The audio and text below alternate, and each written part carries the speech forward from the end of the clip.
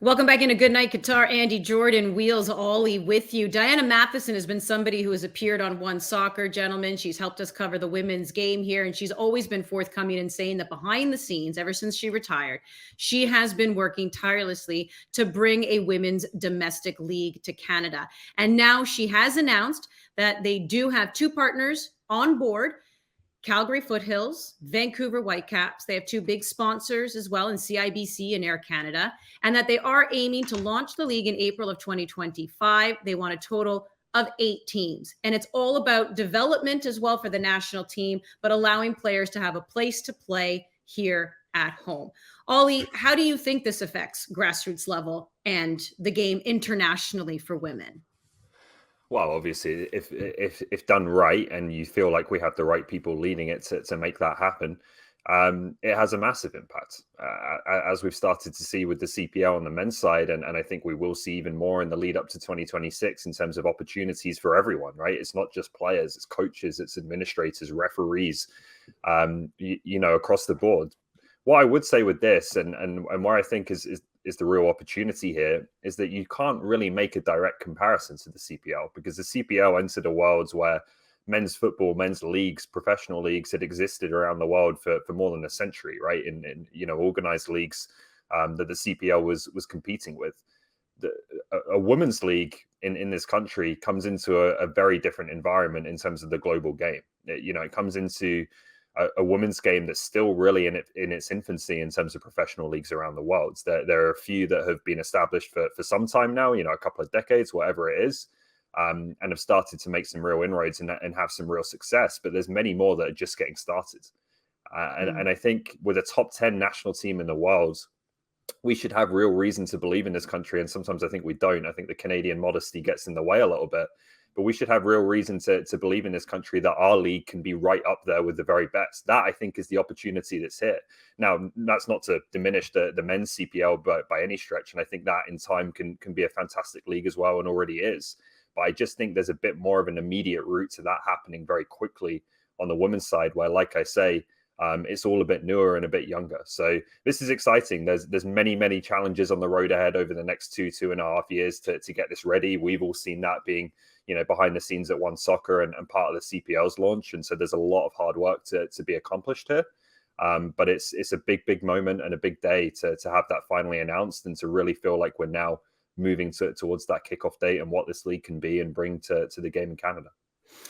Yeah, and a little bit of bravado can go a long way, to your point there, but the Canadian Yeah. modesty maybe sometimes can get in the way. And Diana Matheson has been very clear in saying she feels that this is a league that can compete with some of them that have been around for a few years now. And Canada is the only top 10 FIFA ranked nation that doesn't have a women's domestic league. And Jordan, the Canadian Premier League, which is the men's domestic league here in Canada, I mean, we've already seen some of its effects on the national team. I mean, Joel Waterman is one of them. And then we've also seen like Lucas McNaughton, getting a cap and everything. You've seen players who have played.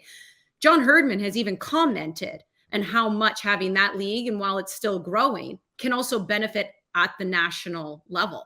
So when you look at this type of announcement, I mean, how important is it as well, not just for the development of, and not just players, you mentioned it all, you're talking about coaches and everyone else behind the scenes and referees and officiating, but that national team then being, those perennial, not just contenders, because they are perennial medalists at the Olympics and World Cup.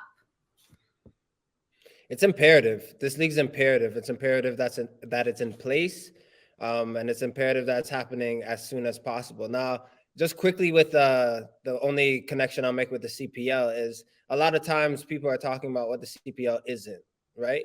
But what I would like to focus on is what it is. It allowed someone like me to come back home and play in front of my dad for the first time as a professional, in front of my fiance, mother, sister, like to play in grassroots, to play in a place where and grow up. The amount of girls that I knew playing in high school or college, and that was the cap of their career because they didn't play for the national team.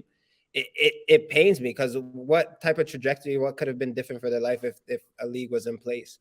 The same cries that we had as men, the women had as well. They just didn't have an outlet. So to have that in place is phenomenal. Now, with anything new, or a motto I always live by is like, every new beginning is difficult. There will be growing pains. There will be things that are harder to try to difficult at first, but Diana Matheson, Christine Sinclair, you wouldn't want two better people backing a league, and obviously with their pedigree and how they've played, they know what it takes. Now, it's important for me to talk about the fact that it means so much having something that's homegrown. Like when you have to go abroad and learn a different language or get accustomed to how people are in their culture, it's different. Having something where you can raise it and call your own is phenomenal. Now, feeder clubs need to be a part of this in terms of the areas that are chosen. You know, you have clubs that kids are looking at and like, hey, 20 minutes away, I want to play for this club one day.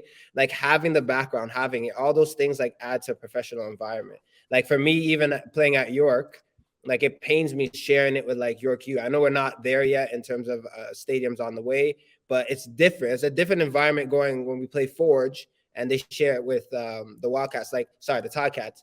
It's different, like having those things. So all these things need to come together and slowly but surely, but building it right is definitely the biggest part of this move. Just taking it step by step and making sure that it's as professional as possible. Mm-hmm. Wheels, your thoughts on the announcement? These are really exciting times in Canadian soccer because there's an opportunity there and a little bit of a blank canvas. So this group can turn this league into whatever they want. And why not dream big? I call Diana and Christine in this group, they're the renegades of Canadian soccer. They're doing this outside the traditional, pillars of power in this country because they're fed up. And I get it. They don't want to wait any longer. Why wait? It's ridiculous that this hasn't already been built. So I call them renegades in a good way. And, although there's a lot of blanks to fill, and I'll get into that in a moment about what this league will look like, they've kind of put out that bat signal or that Sinclair signal to everyone else and say, this is our mission statement. This is what we want to build. This is who we have involved and people that want to commit. Are you going to join us? Are you with us? Are you going to have our back? I think they've been very creative and very good media-wise during a men's World Cup to go out there and take advantage of eyeballs and ears on soccer. Now they've turned the attention on them and what they're trying to build. It's genius. And it's been very impressive over the last few days. I will say that this timeline is ambitious, 2025. It took the Canadian Premier League 6 years from it was first an idea to actually putting the ball in the field and playing. 2.5 years, that's a short period of time, which I'm fine with. It's everything's achievable. And setting hard deadlines creates specific expectations.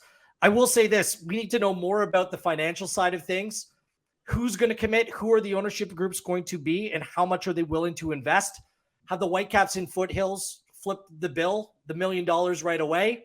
Have they promised to invest the further money that's going to be required to do this? Building stadiums, facilities in this country, nowhere near good enough, especially if you want to have broadcast ability, Andy. So stadiums need to be figured out, especially with Foothills. That's a not-for-profit club. So is there another entity that controlled the PDL team and the women's team before that allows them to go out and invest and turn this into a profitable organization? We'll see. To be sanctioned, the owners need to be clear. You need coaching licensing. You need stadium agreements.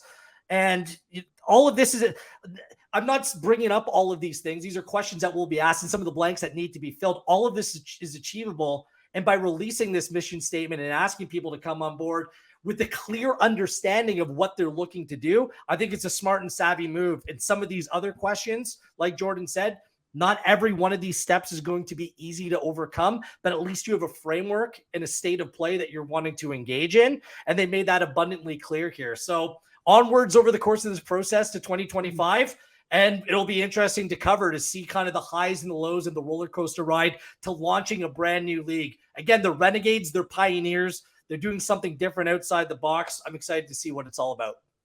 Well, good news for you, Gareth, is we actually will have Diana Matheson on our show as well on our network here on One Soccer, a little bit more of a round table. And we will ask those very questions. We will take a deeper dive into what the next few years will look like for her to answer those types of questions and to see what goes in place for this women's domestic league. And another thing, Jordan, you bring up such a great point because I know my mind right now is so much on the national team and what they do on these global stages, but not everyone's going to go and represent the country at the Olympics or World Cup. But that doesn't mean they don't deserve a career.